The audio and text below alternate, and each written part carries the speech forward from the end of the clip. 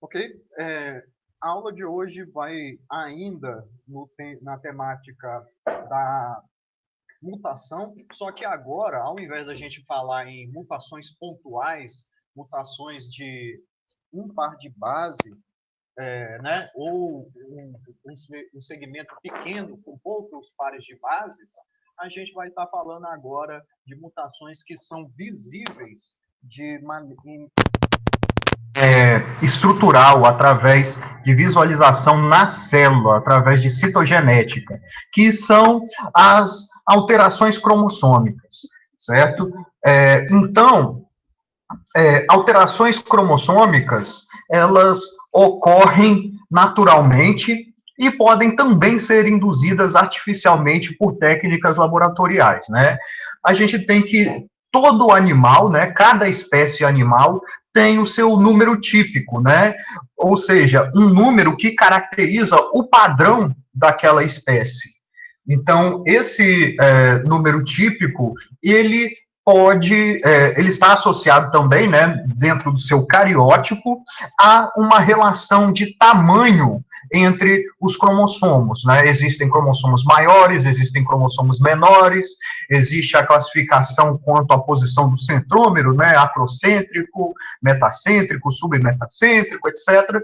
Então, a gente tem diferentes morfologias, diferentes tipos de observação do cromossomo, né?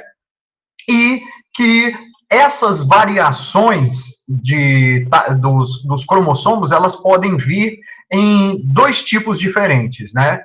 Uma é a variação numérica dos cromossomos, ou seja, a ausência de determinado cromossomo, um número menor do que o esperado de determinado cromossomo, ou um número maior de determinado cromossomo, ou ainda multiplicações inteiras do genoma, né? Então, são anomalias, né, condições em que a gente observa uma ou adição ou multiplicação do número de cromossomos.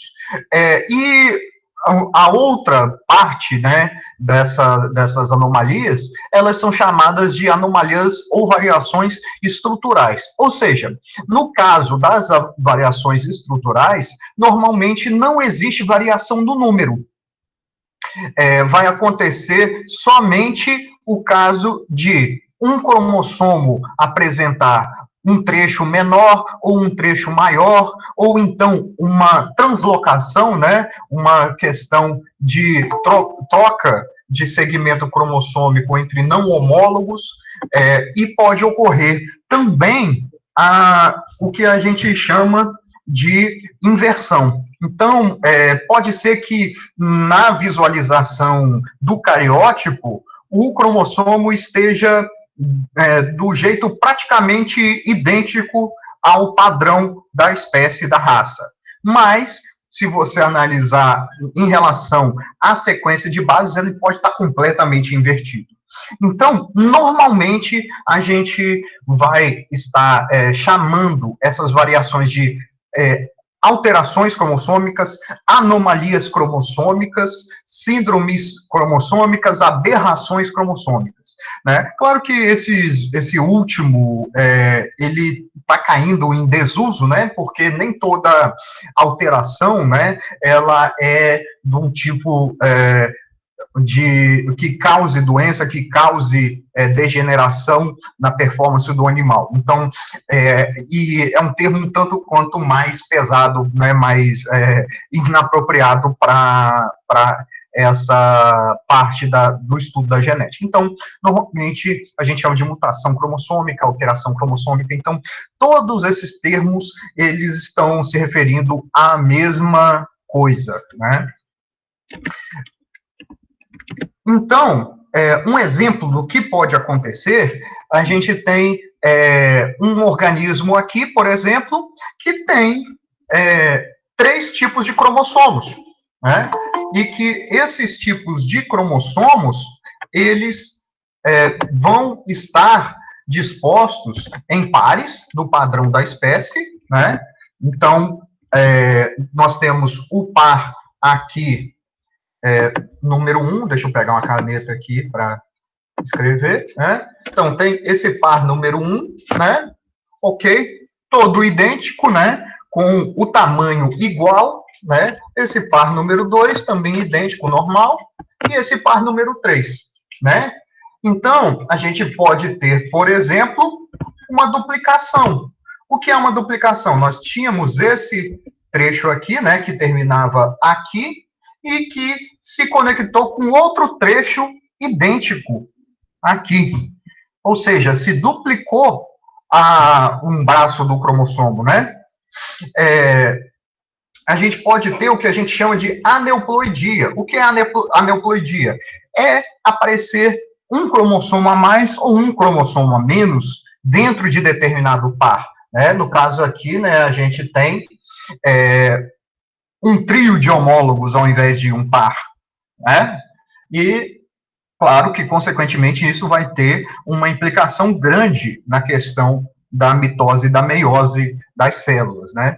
E a gente tem também o que a gente chama de poliploidia. O que é a poliploidia? Aqui, na verdade, ao invés de somente este cromossomo aqui estar triplicado, né, apresentar 3 cópias, o genoma inteiro, ao invés de apresentar 2 cópias, apresenta 3 cópias, certo? Então, são essas anomalias que a gente vai apresentar hoje aqui para vocês e discutir um pouco sobre a origem e os efeitos dela nas características, ok? Então, o primeiro tipo é a chamada aneuploidia, ou variação numérica de cromossomos. Né? As aneuploidias podem ser divididas em 4 tipos para indivíduos diploides. Né? Ela pode ser a nulissomia, que seria quando você tem ausência de 2 cromossomos de determinado par, ou seja, você deveria ter 2, mas tem 0 cromossomos, por isso o nome nulli, né? Nulissomia. O somia se refere ao cromossomo, né? Então, nulissomia, 0 cromossomos de determinado par. A monossomia, que seria o 2N-1, a perda de um dos cromossomos homólogos. A trissomia quer dizer o acréscimo de mais um cromossomo homólogo. E a tetrassomia seria quando nós temos 4 homólogos, né, digamos assim, e em relação ao padrão diploide, ele é uma adição de 2 cromossomos na constituição genética de determinado par de cromossomos de um indivíduo. Certo? Lembrando aqui que a gente está falando só de cromossomos específicos, a gente não está falando do genoma inteiro, não. Se fosse do genoma inteiro, a gente chamaria de poliploidia. A aneuploidia são alterações numéricas relacionadas à soma ou subtração, né? O ganho ou a perda de cromossomos individuais dentro da conformação padrão da espécie. Então, uma das anormalidades mais comuns em animais é a ausência do cromossomo X. Sim, aquele X de determinação sexual, né? A falta de apenas um cromossomo é chamada de monossomia.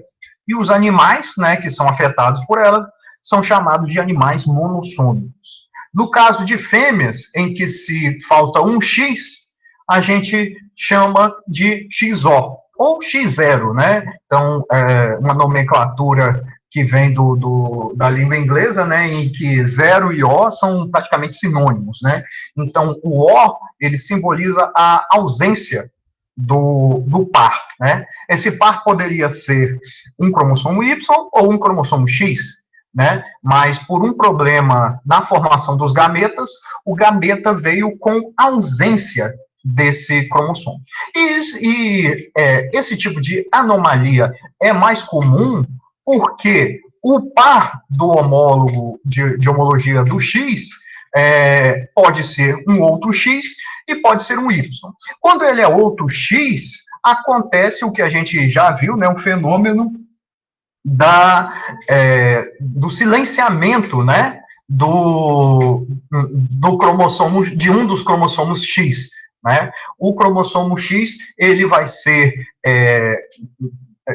empacotado, né? Ele vai ser silenciado de maneira com que somente um cromossomo X permaneça ativo. E da mesma maneira, a gente tem que nos indivíduos machos, somente um cromossomo X é ativo e o Y, na maioria das vezes, ele vai ter uma participação bem pequena, podendo estar ausente, né? Ou seja, o X é vital e o organismo consegue viver com somente um X, né? Todos os indivíduos machos de mamíferos conseguem viver com apenas um X. Então, é possível que um indivíduo apresente somente um X, mas não manifeste, não tenha a presença de nenhum outro cromossomo. Então, é o que a gente chama de XO. Né? Nos seres humanos, isso é caracterizado como uma anomalia, como uma síndrome, né? Um conjunto de características, né, com fenótipos diferenciados, e é chamado de síndrome de Turner, né, é relatado na literatura médica. Esse indivíduo é considerado um indivíduo do sexo feminino, porque ele não, como não apresenta o Y, ele não apresenta a determinação sexual, a formação de testículos para que haja a produção de gametas, né, e nem a questão do desenvolvimento de caracteres sexuais secundários associados a altos níveis de testosterona, por exemplo, né, de andrógenos. Então, isso faz com que, na observação em geral, a maioria dos problemas das aneuploidias, elas são registradas na ausência de um dos cromossomos sexuais, certo? E por que não nos outros cromossomos autossomais? Bom, pelo menos em espécies de mamíferos e de aves, né, dos animais que a gente tem de maior interesse zootécnico, o que ocorre é que existe uma rede intrincada da questão de interação gênica, né, de epistasia, que faz com que cada um dos 22 pares, né, de cromossomos não sexuais, que seja quase que impossível de que a ausência ou o excesso de determinado cromossomo, né, um número a mais ou a menos de cromossomos, manifeste uma combinação que seja compatível com a vida. Então, a maioria das mutações cromossômicas, né, das aneuploidias em cromossomos autossomais, ela vai resultar em letalidade e não é observada em indivíduos nascidos em poucas vezes em fetos abortados, certo? Então, com exceções de poucas variações, né, como por exemplo a síndrome de Down, que é uma variação do cromossomo 21, a gente vai ter o indivíduo viável, né? E o indivíduo com síndrome de Down, por exemplo, ele tem fertilidade, ele consegue ter filhos, né? Mas em outros cromossomos é raríssimo que haja um indivíduo com alguma anomalia que possa ser observado. Em animais, então, né? Quase inexistente anomalias para cromossomos não sexuais, cromossomos autossomais. E a gente tem que outra anomalia relacionada ao sexo seria a presença de 3 cromossomos X, né? Ou seja, trissomia do cromossomo X. Na verdade, seria o acréscimo de mais um X no padrão da fêmea, mamífero, né? E são representados, né, por XXX. Né? Animais triplo X apresentam 2 corpúsculos de Barr. Né? Então, se lembrar, né, a questão da inativação do cromossomo X, como é necessário somente um deles, a inativação com o indivíduo XXX, ela vai ocorrer em 2 cromossomos. Então, dos 3 presentes, um é metabolicamente ativo, né? Vai estar em formato de cromatina descondensada, e os outros 2 permanentemente em cromatina condensada, podendo ser visualizada como corpúsculo de Barr. Então, uma análise simples, né, de células pode fazer com que esse diagnóstico ele seja bem tranquilo, bem fácil de ser realizado, né? Animais com triplo X, né, apresentam 2 corpúsculos de Barr, né, e apenas um desses é ativo. São menos anormais do que o XO, né, ou X0, e são mais frequentemente férteis. Ou seja, o organismo, já que ele tem um mecanismo já consagrado, já ativo para a inativação de um cromossomo, a inativação de 2 cromossomos parece não ser problema para o organismo.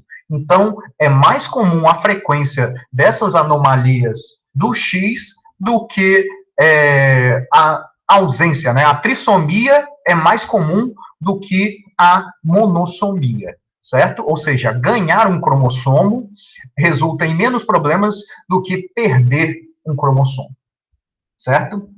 Algumas progênies, né, elas podem ser normais, outras podem ser trissômicas. Isso vai depender basicamente do mecanismo de meiose. Então, vou fazer um pequeno esquema aqui, se a gente tiver uma célula onde a gente vai parear, né, durante a gente vai parear durante a meiose, vou colocar em formato de X aqui, né, e a gente pode ter aqui um pareamento aqui na metáfase, né, desse cromossoma X, e esse outro aqui poderia estar, de certa forma, aqui, flutuando por aqui, né? Então, se a gente tem a placa metafásica aqui, né, e a questão, então, a célula derivada aqui, né, o gameta derivado aqui poderia conter X, e o gameta derivado dessa conjugação aqui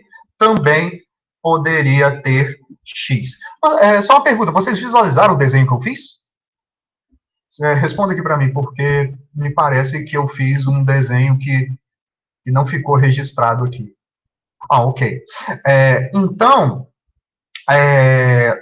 isso significa que se esse indivíduo ele passa, né, aquele primeiro exemplo, né, ele passa um X, então a gente tem 2 tipos de formação. Indivíduos XX, se o macho doar o cromossomo X, né, o espermatozoide, ou o indivíduo XY, ou seja, o padrão da espécie. Agora, se você tiver um gameta, né, um ovócito, que tem 2X, aí você pode ter XXX, se o espermatozoide tiver X, ou XXY, se o espermatozoide contiver o Y. Ou seja, essa parte da trissomia, ela pode ser passada à frente e gerar nova trissomia, né? Ou não, dependendo de como for o arranjo cromossômico que for herdado, ok? Então, qual é a origem dessas aneuploidias? Tipicamente, ela ocorre durante a meiose, né? Em casos onde não há disjunção dos homólogos. Ou seja, quando os homólogos se pareiam, né, o mecanismo de separação pode fazer com que, de um lado, aconteça de você passar os 2 cromossomos homólogos para um gameta, e para o outro gameta a ser formado, você teria 0 destes cromossomos. A ausência desses cromossomos no gameta.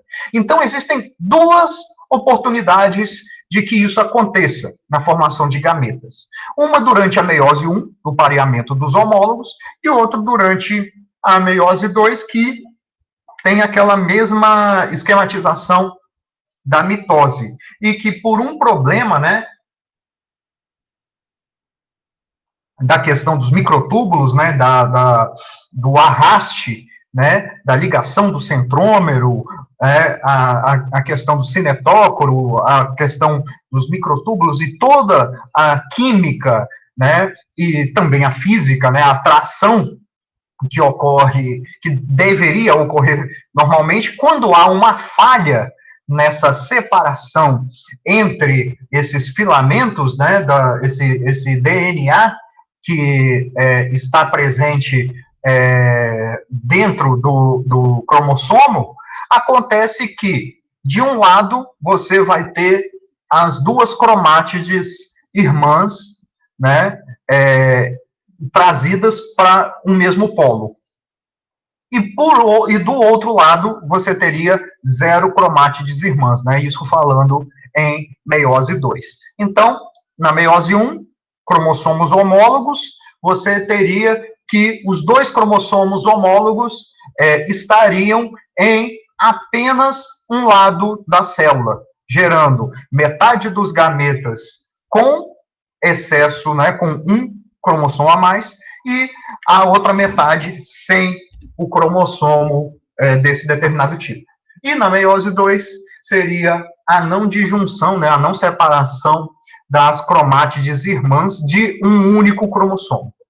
Então, de maneira similar, 2 cromátides para um lado e 0 cromátides do outro. 50% com um cromossomo a mais, 50% com um cromossomo a menos, né, ou seja, a ausência. Né? A não disjunção ocorre em aproximadamente 5% de todas as meioses. Né? E aí fica mais claro essa questão da sobrevivência. Né? Então, se em 5% das meioses não há erro de não disjunção, então era para que 5% de todos os gametas gerassem, né, 5% dos nascimentos com anomalias cromossômicas, o que não é verdade. Quando a gente fala em síndrome de Turner, síndrome de Klinefelter, entre outras síndromes cromossômicas, a maioria delas está relacionada só ao X, né? E a maioria delas vão estar em frequências de 1 a 10 mil a 1 a 100 mil indivíduos, bem longe do 5%. Isso porque, primariamente, poderíamos ter um problema no gameta. Então, um caso de um espermatozoide, por exemplo, poderia ocasionar que o espermatozoide tivesse problemas de mobilidade, né? Ou que no ovócito tivesse um desbalanço da homeostasia, né? Do funcionamento normal da química celular, que fizesse com que a fertilização não fosse bem sucedida. E, posteriormente, foi o que a gente falou sobre a possibilidade de não compatibilidade com a vida, de algum mecanismo bioquímico fundamental ter uma falha que não possibilitasse a progressão da multiplicação das células, formação dos tecidos, né, e toda a formação embriológica e fetal normal. Beleza? Então, teoricamente, pode acontecer com quaisquer pares de cromossomos e também pode acontecer em mitoses, embora para mitoses não teria um efeito reprodutivo, né, um efeito de herança para ser verificado. Então, aqui estão os casos aqui, né? No caso de uma meiose acontecer não disjunção, você vai ter 2 pares, 2 homólogos, né, de um lado e 0 do outro, né, e acasalando com um gameta normal, se o gameta normal, que é um gameta haploide com apenas um cromossomo deste tipo, geraria zigotos trissômicos. E se o gameta normal ele vai se juntar com os gametas que não apresentam esse cromossomo em específico, nós vamos formar monossômicos. Então, aqui está o funcionamento básico de uma das origens das anomalias cromossômicas, né, notadamente a monossomia e a trissomia. O segundo caso seria durante a meiose número 2.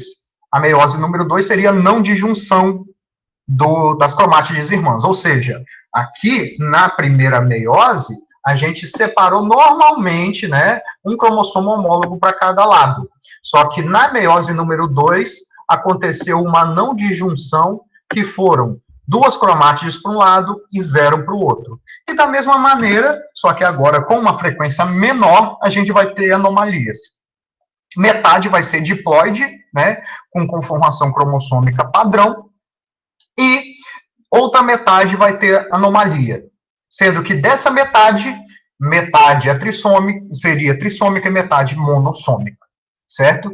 Ou seja, na meiose 1, a gente forma 100% de zigotos problemáticos.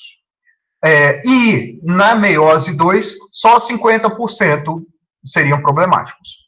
Mas teríamos a possibilidade de acontecer na meiose 1 e na meiose 2. Então, não são eventos mutuamente excludentes. Eles podem acontecer numa mesma divisão, né, de celular, na mesma formação de gametas. E existem também, né, as possibilidades de termos anormais com anormais. Então, aqui para o XY, a gente pega uma configuração chamada de normal e a outra de anormal. A configuração normal seria que todo óvulo formasse gametas X e todo espermatozoide formasse metade dos gametas com X e metade dos gametas com Y. E os casos de anomalias, né, de gametas anormais de fêmeas, seriam o XX, ou seja, os 2 cromossomos homólogos do mesmo canto, e o anormal seria o 0, a ausência, né, de cromossomos sexuais no ovócito. E quanto ao espermatozoide, existe uma maior variabilidade, né? Existem espermatozoides com XY, existem espermatozoides XX, existem espermatozoides YY e existem espermatozoides 0, que não tem cromossomo sexual nenhum, certo? Então, os casos mais comuns, né, seriam aqueles relacionados a um indivíduo normal acasalado com um gameta normal se unindo a um gameta que sofreu esse problema da disjunção. Então, aí nós teríamos 4 tipos diferentes, né, quando o espermatozoide é normal e o defeito vem do óvulo, que seria o triplo X, né? Abaixo dele, o XO, que seria a síndrome de Turner, o XXY, que seria uma fêmea masculinizada, né? É até complicado de definir gênero, né, quando a gente tem esse tipo de conformação, mas haveria, sim, a formação de testículo, né, a possibilidade de formação de testículo nesse caso, e teria uma configuração letal. Essa configuração Y0, não, pela ausência do X, ela é letal, e nunca foram encontrados mamíferos com essa conformação, ok? E a outra possibilidade seria que o gameta feminino X seja normal e de que o Y apresente espermatozoides problemáticos. Então, da mesma maneira, a gente tem aqui o XXY, o XX, o Turner, né, o X0, e aqui, pela primeira vez, um XYY, certo? Então, se a gente considerar que a anomalia cromossômica ela é rara, o evento de não disjunção é raro, está em torno de 5%, para cada formação de gametas, então a gente teria que essas anomalias, né, acontecendo simultaneamente no macho e na fêmea, teriam uma frequência raríssima, né? O que não deixa de ser possível. É possível. Então, quais são aqui os que são possíveis? Essa combinação de gameta anormal com gameta anormal. Notadamente, a gente sabe que é letal esse indivíduo com ausência de qualquer cromossomo sexual, esse com ausência de X, ok? E o interessante é que poderia haver um indivíduo XYXX, considerado padrão normal, vindo de dois gametas anormais. Então, nem sempre a mutação ela vai ser visualizada, né? A mutação, no caso, o erro, na verdade, o erro na não disjunção, ele vai resultar em mutação. Né? Ele pode resultar em um indivíduo normal geneticamente. Né? E outros exemplos aqui seriam os indivíduos tetrassômicos. Os indivíduos tetrassômicos seriam aqueles que apresentam 4 cromossomos do mesmo tipo. Então, a tetrassomia, ela a tetrassomia, assim como também a nulissomia, né? Essa aqui é a nulissomia. A tetrassomia, ela vem de um caso em que ambos os gametas, masculino e feminino, são anormais. São resultados de não disjunção na meiose. Certo? E o nulissômico, ele é mais raro ainda, porque, além de ser uma não disjunção, seria o resultado de ausência de cromossomos em ambas as ocorrências de não disjunção. O que seria só uma combinação entre 8 dos casos em que acontece união de gameta anormal com anormal. Então, em literatura, praticamente eu desconheço relatos de nulissômicos em animais. Né? Quem tiver alguma informação, alguma coisa, pode passar se puder. Mas eu, particularmente, desconheço. Nunca ouvi falar nada sobre nulissômicos. E nós temos também que, fora essa parte da reprodução, a aneuploidia, ela pode ocorrer também em células somáticas, em células não reprodutivas, que não são de linhagem germinativa. Uma das formas mais comuns de aneuploidias de cromossomos sexuais é a ocorrência de mais de uma linhagem celular em um indivíduo. Ou seja, um indivíduo que tem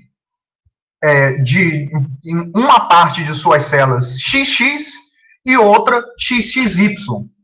Ou seja, ele recebeu um gameta XY, né, e por ocasião de má distribuição na mitose, a gente teve uma formação de parte das células como trissômicas. Ou então, ainda mais raro seria o caso de termos, no mesmo indivíduo, células XX, células XXY e células XXYY. Ou seja, uma mescla de células que têm o cromossomo Y e células que não têm. Né? A causa dessas misturas é a não disjunção na mitose, em uma etapa inicial do desenvolvimento embrionário. Ou seja, pode ser que o indivíduo XY vá para um lado o XY e para o outro lado a ausência, né, dos cromossomos sexuais. O mesmo acontece com os cromossomos XX, né? Como cada linhagem celular proveio de uma única origem, né, que é o zigoto, o ovo fertilizado, esses indivíduos são chamados de mosaicos, certo? Então, o indivíduo que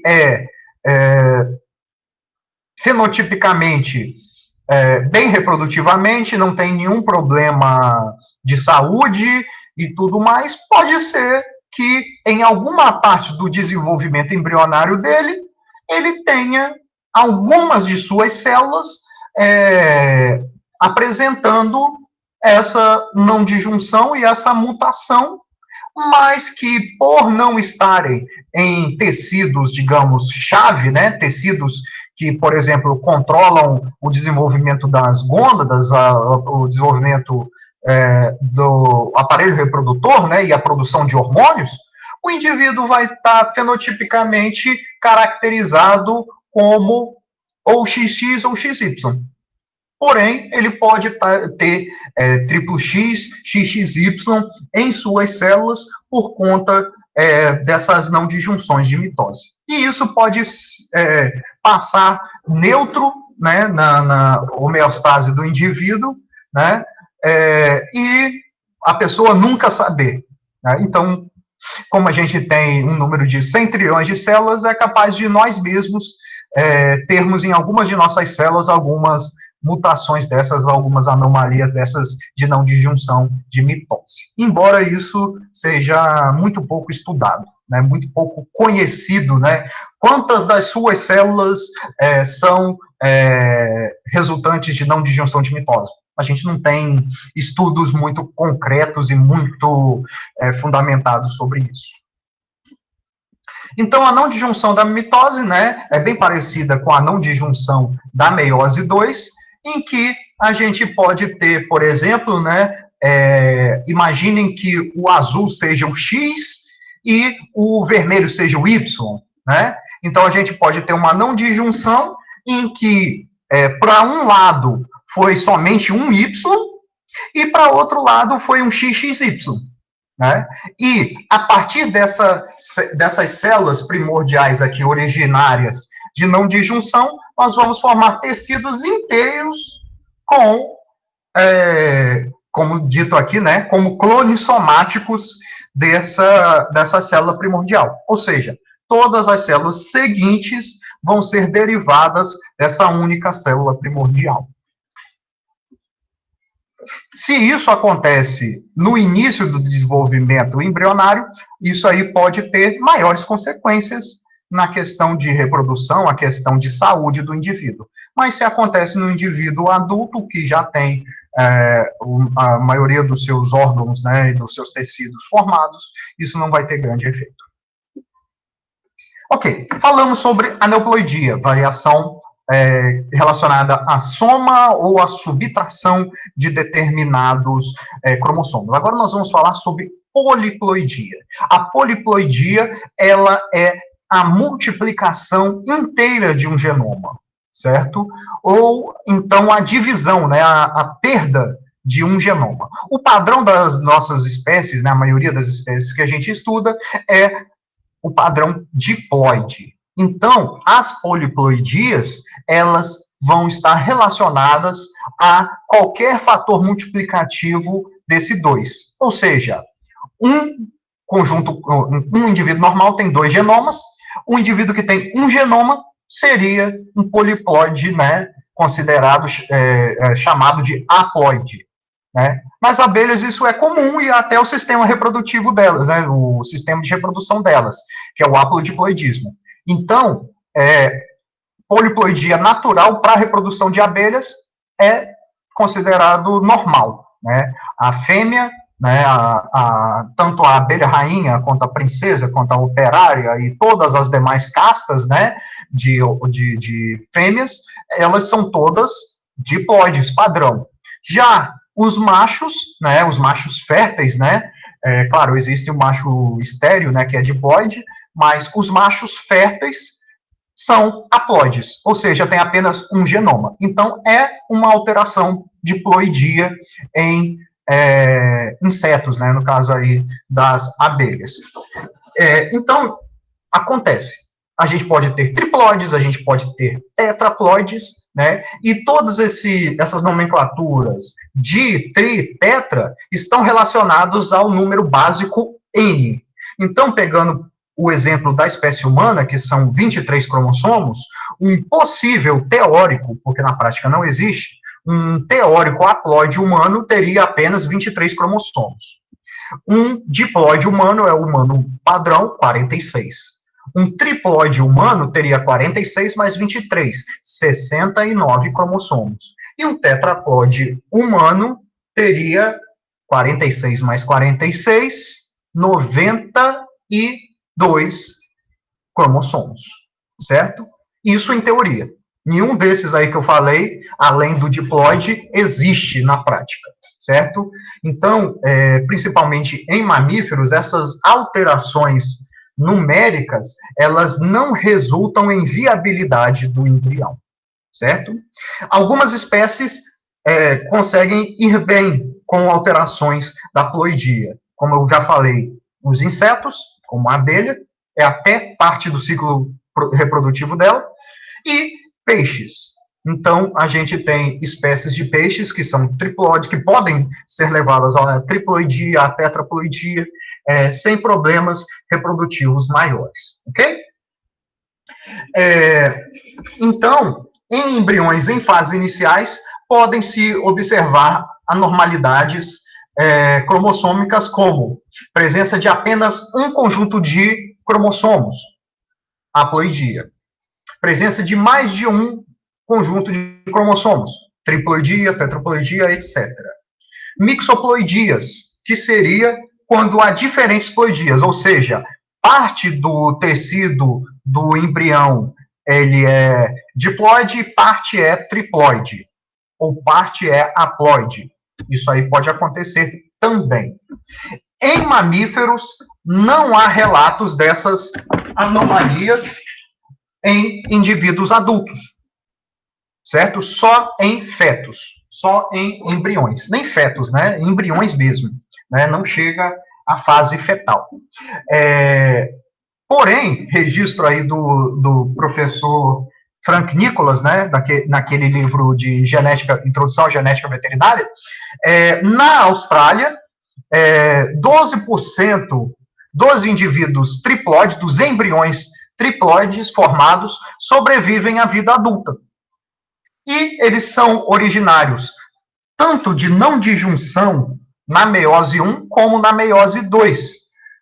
Só que aí, para a formação, a gente viu que para a formação de trissomias e monossomias, né, a gente tinha uma especificidade que era o erro de não disjunção em um par de homólogos, né, ou então em duas cromátides irmãs, né, um cromossomo sendo separado e duas cromátides irmãs não podendo se separar.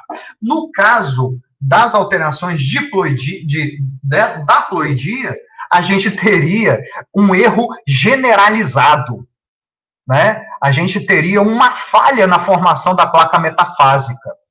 E esse erro, ele ocasionaria que a célula como um todo, ela não se dividisse.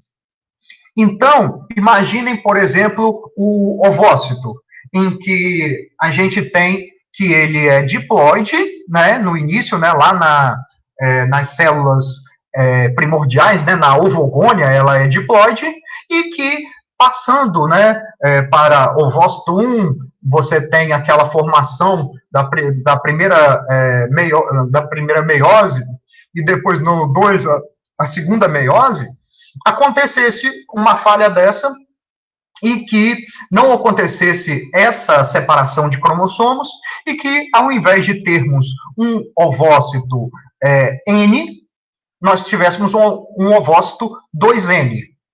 E que viesse um espermatozoide normal, um espermatozoide N, que se junta a um ovócito 2N.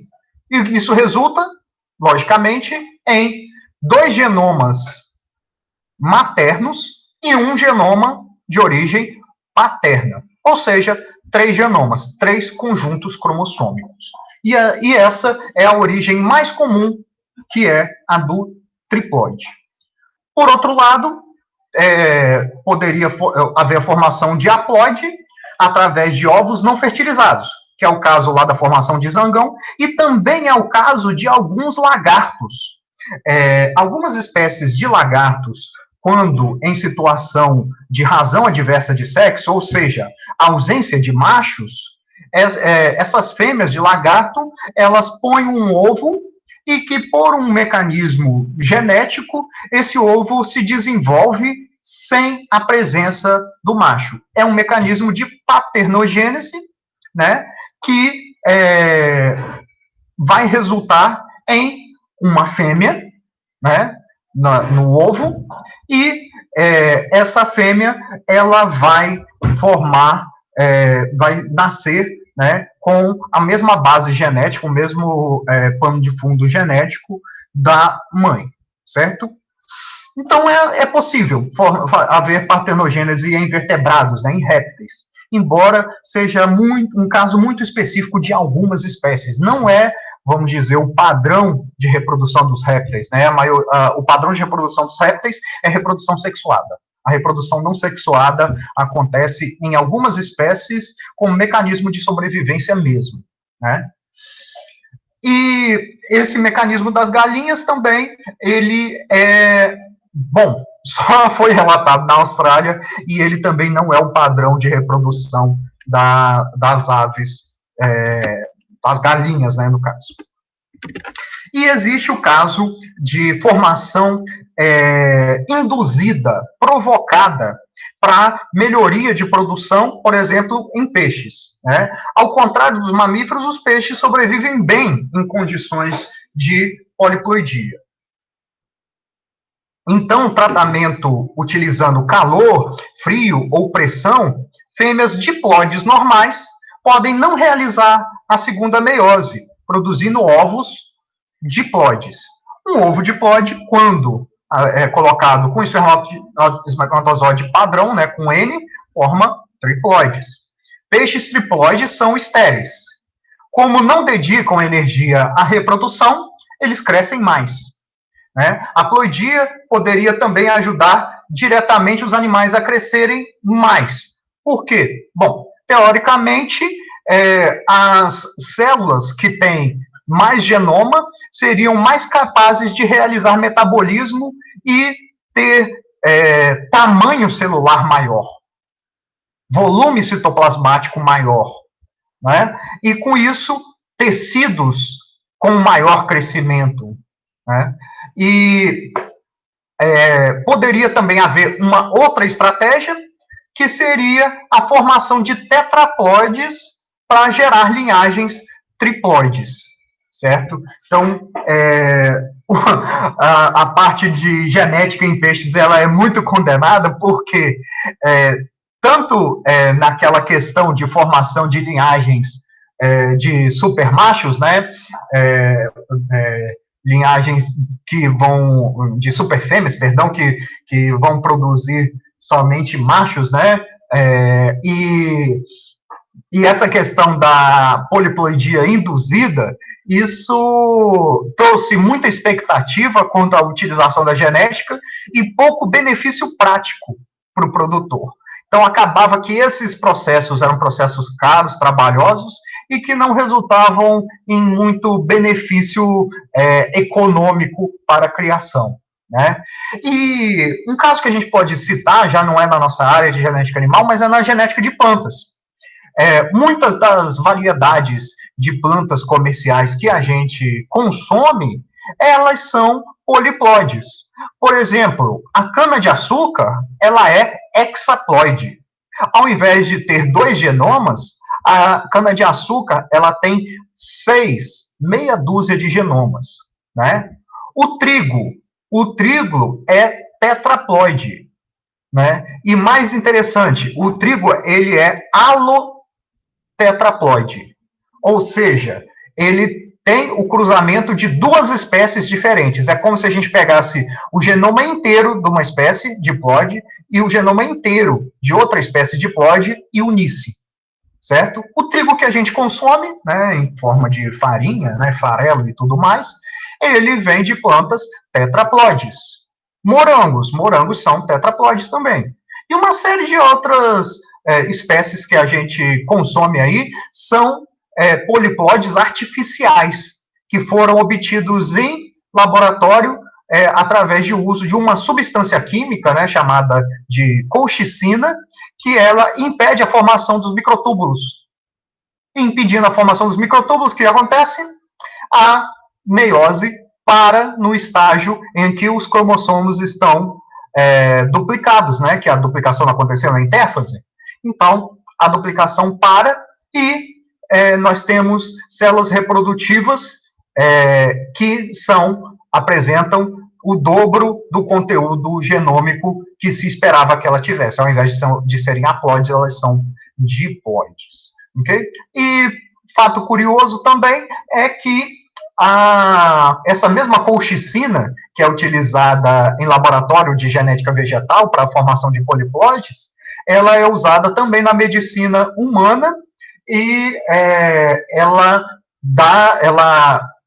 inibe a formação dos microtúbulos, né? Então ela inibe também algumas reações, né, para a formação de ácido úrico na doença chamada gota. Então é um remédio também bem popular para humanos, né? E já até disseram que seria uma promessa também para o coronavírus, né? O pessoal desenterra remédio de tudo quanto é tipo quando quer tratar o coronavírus. E nós temos outro caso, que seria a hibridização interespecíficas, né? Algumas espécies são proximamente relacionadas, mas possuem cariótipos distintos, né? O que pode levar a dois casos extremos. Um é que a fertilização seja mal sucedida, ou seja, haja incompatibilidade, ou seja, que você, para determinada formação de determinada molécula dentro do organismo, precisasse de um alelo do pai e um alelo da mãe. Mas como esse indivíduo é de outra espécie, você teria a ausência de um dos alelos, uma das formas alternativas, e você não tivesse como reproduzir espécies distintas. E o outro é o caso de sucesso, prole viável e fértil, né? Entre esses dois casos, há uma gama enorme de variações, né, incluindo fertilização que ocorre com sucesso, mas que o indivíduo não nasce, que não há, o indivíduo é natimorto, ou então é aborto, né? Existem também a formação de indivíduos saudáveis, mas que são estéreis, né? E entre outros muitos casos aí que podem ocorrer dependendo da compatibilidade genômica, né, compatibilidade dos cromossomos, né? O sucesso da hibridação vai depender da similaridade cromossômica das espécies. Então, a gente tem que, quando as espécies são mais similares, elas se derivaram pouco geneticamente do ancestral comum, que a hibridação ela é bem mais sucedida. Então, vamos pegar um caso bem direto. Lobos e cães. A separação dos lobos dos cães ocorreu, se pensa que ocorreu entre 30 mil até 10 mil anos atrás, né? Então, apesar de que fenotipicamente eles apresentem características muito distintas, ainda é possível de haver híbridos entre lobos e cães. Inclusive, isso é uma questão ecológica muito importante em algumas áreas da Europa e da Ásia, onde existem cães, né, de vida livre e lobos de vida livre, e que os cães estão fazendo uma degeneração genética, né, uma erosão genética na população de lobos. Por quê? O híbrido do cão com lobo, ele tem mais crias e ele consegue se alimentar, né, melhor dos restos deixados próximos às cidades, né, dos restos que os humanos deixam, né, dos alimentos que os humanos deixam, e enquanto que os lobos são mais arredios e vivem na mata, fazendo com que praticamente os cães, né, os híbridos entre o cão e o lobo, sejam mais bem-sucedidos ecologicamente do que os lobos. Então, os lobos perdem nicho. Então, poderia levar à extinção os lobos, né? Então, é um problema ecológico. E temos casos, por exemplo, que a gente vai exemplificar aqui, de hibridização de espécies que se separaram há mais tempo e, por isso, apresentam uma divergência genética um tanto quanto maior. Certo? Aqui, duas espécies que, apesar de não parecer, são bem semelhantes, que é o leão e o tigre, certo? E acontece um fenômeno bem peculiar aqui.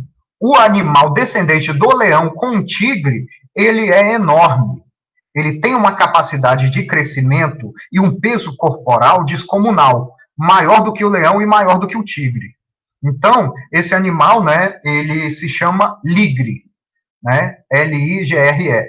é fértil, né? Então, essa ligreza aqui, por exemplo, ela foi coberta por um leão.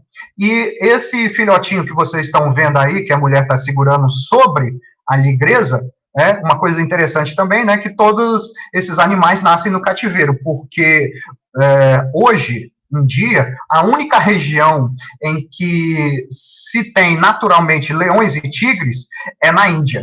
E por causa da superpopulação, a população desses animais, tanto dos leões quanto dos tigres, eles são bem reduzidos. Então, com isso, há uma dificuldade muito grande de encontro. Então, na literatura, não há ocorrência de nenhum híbrido natural de leão com tigre, mas em cativeiro, em zoológico, em centros de conservação, ou até no quintal da casa de alguém que tem leão e tigre, né? Nos Estados Unidos isso acontece, eles fazem isso. Então, essa ligreza, ela foi coberta por um leão. E o filhotinho é o que se chama de liligre, ou seja, ele é 3/4 leão e 1/4 tigre, certo? Então, vai estar mais próxima do leão, então não vai ter o porte que o ligre, né, no caso a ligreza, tem. Então, é aqui um caso de hibridação interespecífica de sucesso também, além do cão e lobo, né?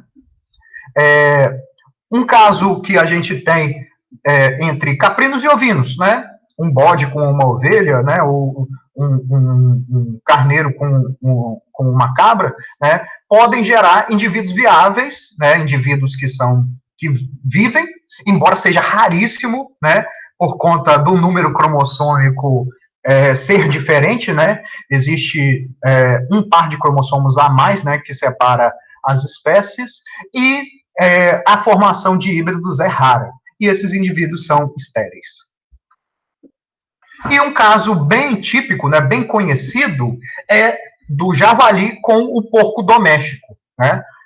Na verdade, o javali e o porco doméstico se diversificaram também em torno de 10 mil anos atrás, né, entre 8 e 10 mil anos atrás, e a gente tem que aconteceu uma mudança genética que faz com que o javali e o cromossomo o javali e o porco doméstico tenha número cromossômico diferente.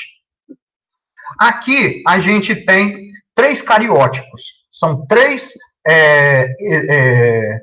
visualizações cromossômicas de indivíduos, né? Então, a gente tem que o primeiro quadro temos 2N igual a 36, né? O segundo caso, nós temos 2N igual a 38. E o terceiro caso, 2N igual a 37. Certo? Então, o que acontece, na verdade, é que o indivíduo número 1, ele apresenta, né, o cromossomo 15 e 17, né? Temos aqui o cromossomo 15 e o cromossomo 17. O cromossomo 15 e 17, na transição do suíno, né, do javali para o porco doméstico, eles se separaram, certo? Então, existia um cromossomo, que ele é chamado de cromossomo T, e esse cromossomo ele se dividiu em 2, formando o cromossomo número 15 do suíno e o cromossomo número 17 do suíno doméstico, do porco doméstico. Então, a gente tem que o porco doméstico, ele teria uma quantidade de cromossomos aqui, né? 1, 2, 3, 4, 5, 6, 7, 8, 9, 10, 11, 12, 13, 14, 15, 16, 17, 18, mais o XY, 19, 38 cromossomos. Enquanto que o javali, ele teria apenas 18, o que geraria 2N igual a 36. Só que eles são capazes de se reproduzir. Por quê? esse cromossomo 15 e 17, ele vai bem com esse cromossomo T. Ou seja, você ter 3 genes, né, trissomia para o cromossomo 15 e 17, não causa problemas na viabilidade do indivíduo. É como se ele tivesse 3 alelos agora. É, um alelo no 15, na verdade, 4 alelos, né? 2 alelos no 15, né? Que são as cromátides do 15, né? Os homólogos do 15, e mais o homólogo lá no cromossomo T, né? Então, teria uma viabilidade considerável aí para esses indivíduos. E até uma forma, né, já que a carne de javali é bem mais valorizada do que a carne suína no mercado, de você identificar fraudes. Então, o indivíduo que apresenta um conteúdo cromossômico de 37 cromossomos, ele com certeza não é um javali. Ele é um java-porco, ou seja, um javali que cruzou com um porco doméstico, né? Inclusive, o java-porco apresenta certas vantagens competitivas sobre o javali, porque enquanto o javali tem em torno de 5, 6 leitões por cria, uma porca doméstica pode ter mais de 15 leitões. Então, ele vai herdar essa capacidade reprodutiva do suíno doméstico, então ele é mais capaz de fazer estragos, né, em termos de avanço de populações, né? É um problema muito grande, principalmente no sul do país, né, no Uruguai, Argentina, e está avançando para o centro-oeste e para o sudeste do Brasil, os javaporcos. Ok, então a outra parte de variações que a gente vai ter são as chamadas variações ou alterações estruturais, né? Elas também são chamadas de rearranjos cromossômicos. Um pedaço do cromossomo ele pode ser duplicado, eliminado, né, apagado, deletado, invertido ou translocado. O que é uma duplicação? É uma mutação cromossômica em que parte do cromossomo foi duplicada. Então, muito semelhante à duplicação lá que a gente viu na semana anterior, a duplicação de genes, né, de trechos do DNA. Só que aqui a gente está falando de segmentos que têm milhares ou até milhões de pares de bases, né? Então, considere, por exemplo, o cromossomo com segmentos A, B, C, D, E, F, G, em que este ponto, depois do B, entre o B e o C, ele representa a posição do centrômero, ou seja, do braço mais curto no braço menor, AB, no braço maior, C, D, E, F, G. Uma duplicação poderia incluir uma repetição do segmento EF. Então, poderia ser AB, CD, EF, EF, G. Então, é um segmento, um trecho grande do cromossomo que seria duplicado e colocado posteriormente ou anteriormente, né? Então, isso aí não vai importar, a ordem não vai importar, né? E quando ele ocorre imediatamente após o segmento original, é denominado duplicação em tandem. Pode acontecer também desse segmento ser duplicado e ser colocado bem mais à frente, né? Então ela não vai ser em tandem, ela vai ser em outra região cromossômica, no mesmo cromossomo, outro loco, mas do mesmo cromossomo. Deleção, né? Ou eliminação, né? Traduzindo para o português mais adequado, seria a perda de segmento cromossômico.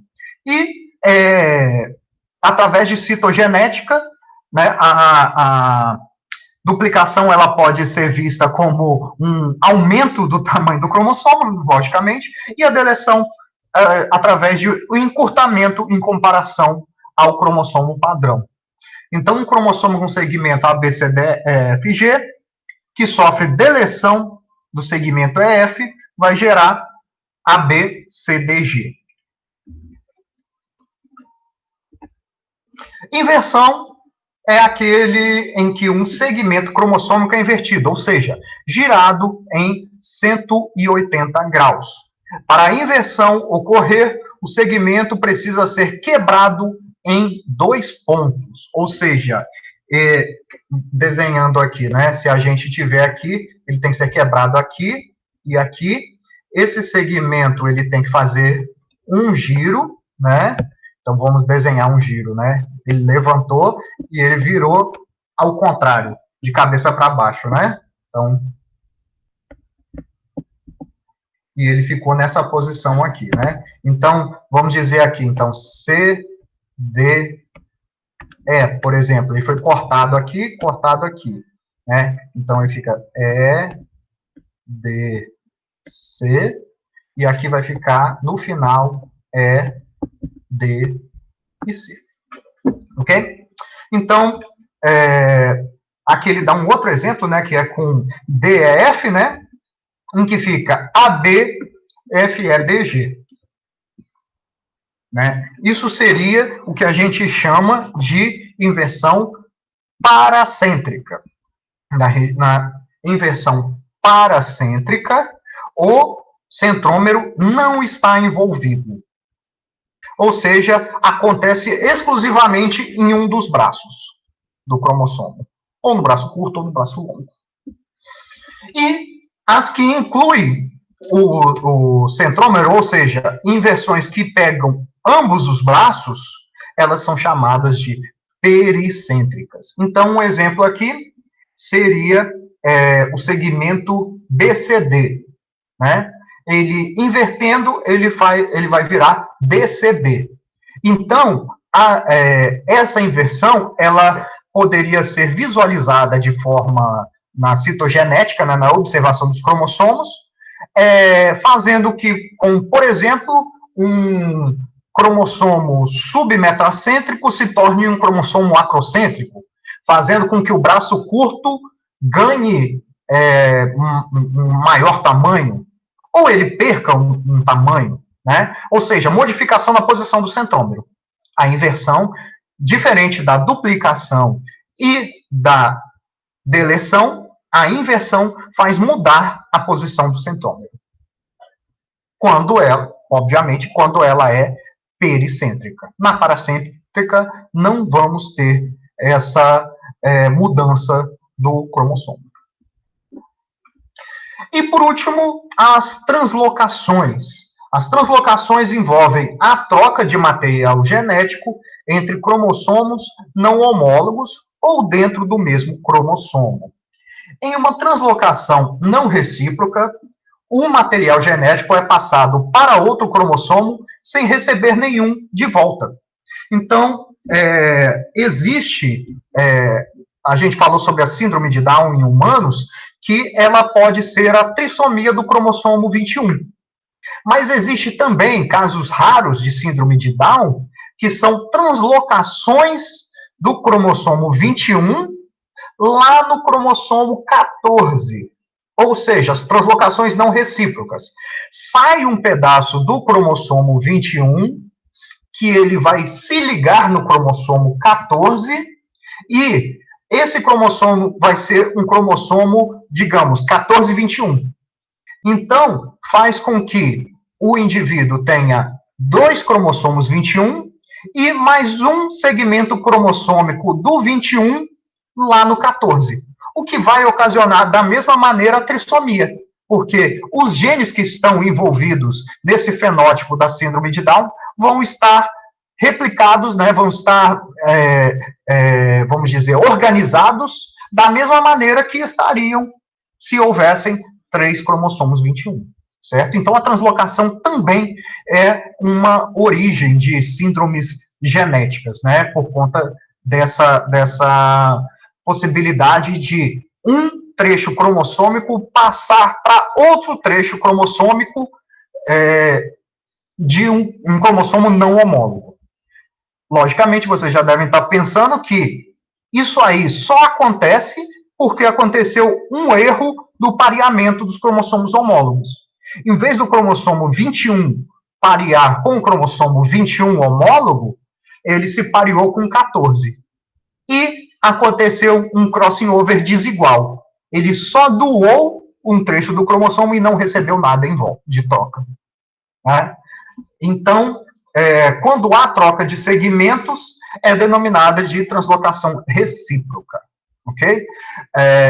Então, sejam dois cromossomos, A, B, C, D, E, F, G, e M, N, O, P, Q, E, R, S, né? Ordem alfabética aí para facilitar o entendimento. A translocação não recíproca seria o caso, por exemplo, do segmento EFG passar para o segundo cromossomo sem receber nada em troca. Né? Na verdade, não é o EFG, é só o EF, né? E não necessariamente ele vai estar, vamos dizer, está no final e o outro está no final. Não, pode estar em outra posição essa translocação também. Vai depender da similaridade genética entre os trechos. E acontece isso, similaridades genéticas mesmo em cromossomos não homólogos. Ok?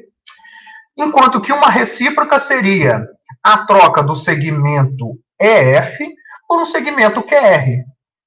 Ou seja, segmentos de tamanhos possivelmente similares e que têm uma similaridade, porém não total, né, não identidade, mas similaridade, podendo acontecer essa translocação recíproca, que é a troca de segmentos. Ou seja, o cromossomo 1 doou para o cromossomo 2 e, ao mesmo tempo, o cromossomo 2 doou para o cromossomo número 1. Aqui, algumas exemplificações das 4 possíveis anomalias cromossômicas estruturais. Né? Então, a duplicação, claramente aqui, a gente vê, né, esse segmento aqui sendo duplicado, e aqui nesse caso específico, né, é o mesmo exemplo que está no texto, é uma duplicação em tandem. Né? Se esse EF viesse, por exemplo, depois do G, então ela não seria tandem, né? Ela seria uma duplicação genérica, não teria esse nome específico de tandem. A inversão, né, como a gente falou aqui, vai ser o segmento DEF, que literalmente inverteu. Então, a ilustração foi bem sucedida aqui, né, muito bem feita, fazendo até inverter, né, como se você estivesse vendo ele do lado contrário, né, a letra ao avesso aqui, né. A deleção, né, seria quando desaparece o segmento, e a translocação seria quando esse EF vem para cá e esse QR vem para cá, certo? Lembrando que isso não é crossing over. Isso é translocação, porque não é de cromossomos homólogos. Ok? Consequências das alterações estruturais. O pareamento para crossing over, ele vai estar alterado. O que significa isso?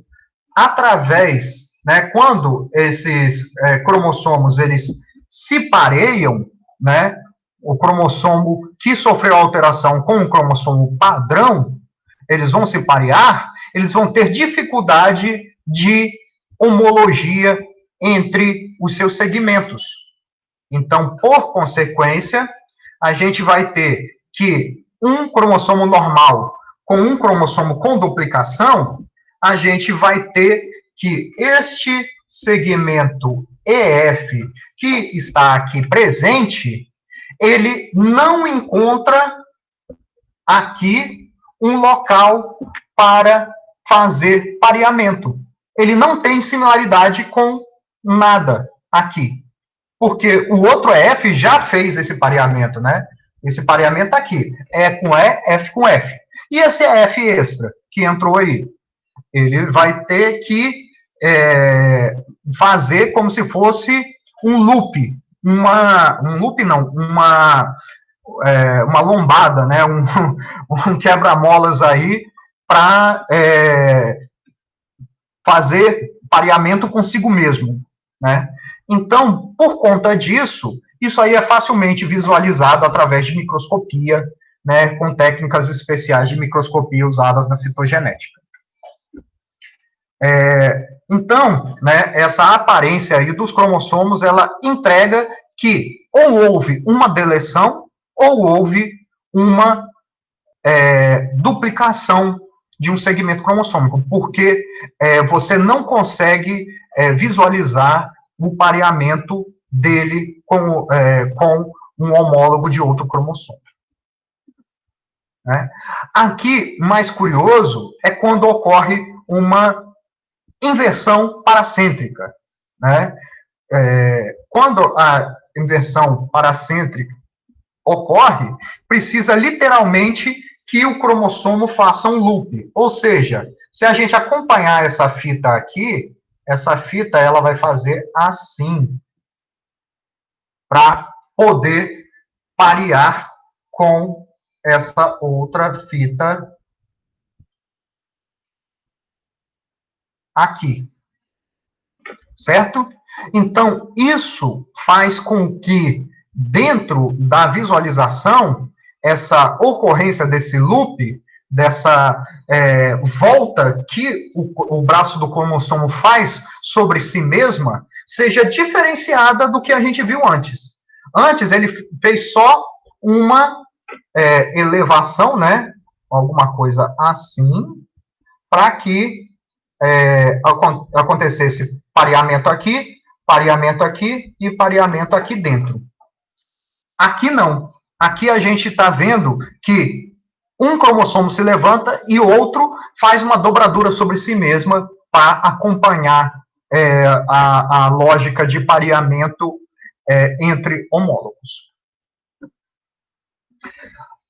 Então, nós temos aqui, né, como seria a formação dessa inversão, né, que a gente viu na figura anterior, né, e a gente vai perceber que quando a gente finaliza a observação, acontece que a separação aqui de um trecho interno do loop pode fazer com que um trecho do cromossomo se perca. E esse trecho perdido, como ele não tem o centrômero dá uma garantia de proteção do DNA solto. Né? Então, esse trecho de cromossomo, ele é como se fosse um DNA solto dentro do núcleo. E o que vai acontecer? Bom, em pouco tempo, ele vai ser digerido lá pelas DNases que existem dentro do núcleo e ele vai desaparecer. Enquanto que os gametas formados aqui vão ser metade normais e a outra metade vai ser ou com a deleção de um pedaço ou então com a deleção de outro e, simultaneamente, uma inversão. Ok, isso a gente colocou paracêntrico, que não inclui centrômero. Agora, com o cromossomo pericêntrico, quando a inversão envolve, né, o centrômero, esse loop ele fica mais complicado e a separação aqui vai fazer com que ocorra uma separação na anáfase que vai fazer com que os gametas sejam produzidos de maneira diferente. Né? Um com a configuração normal, um com a configuração de inversão pericêntrica e dois aqui não viáveis por conta de má distribuição dos genes dentro do cromossomo, certo? Ok, então, por hoje, na parte de anomalias cromossômicas, né, numéricas e estruturais, era isso que eu tinha para falar, né? Lembrando a vocês que está disponível a lista de exercício para entrega lá no final do mês, né? Se não me engano, dia 29, Deixa eu até conferir no calendário aqui. Qual é o dia da entrega? Perdão, 29 não, 27, né, que é o domingo da outra semana. Né? E a lista que eu coloquei lá tem os temas de ligação gênica, mutação gênica e a parte de herança não mendeliana. Né? Como os exercícios que estão lá, eles têm os mesmos exercícios que estão dados em aula, então eu não vou, eu acho que vocês não vão ter dificuldade em fazê-los, certo? Tá uma lista bem mais simples do que eu costumava colocar, né? E a parte de resolução da lista 2, eu já gravei, vou lançar no YouTube daqui a pouco, né? Disponibilizar para vocês. E quanto à correção, eu ainda não terminei a correção, né? Vou terminá-la ainda, ok? Alguma questão, pessoal? Alguma pergunta? Não? Então, a gente fica por aqui, né? Para quem não tiver aula amanhã, bom final de semana desde já. E fiquem atentos aos avisos e mudanças lá no sistema lá quanto aos exercícios e às datas de entrega, ok? Então, bom dia a todos. Tchau.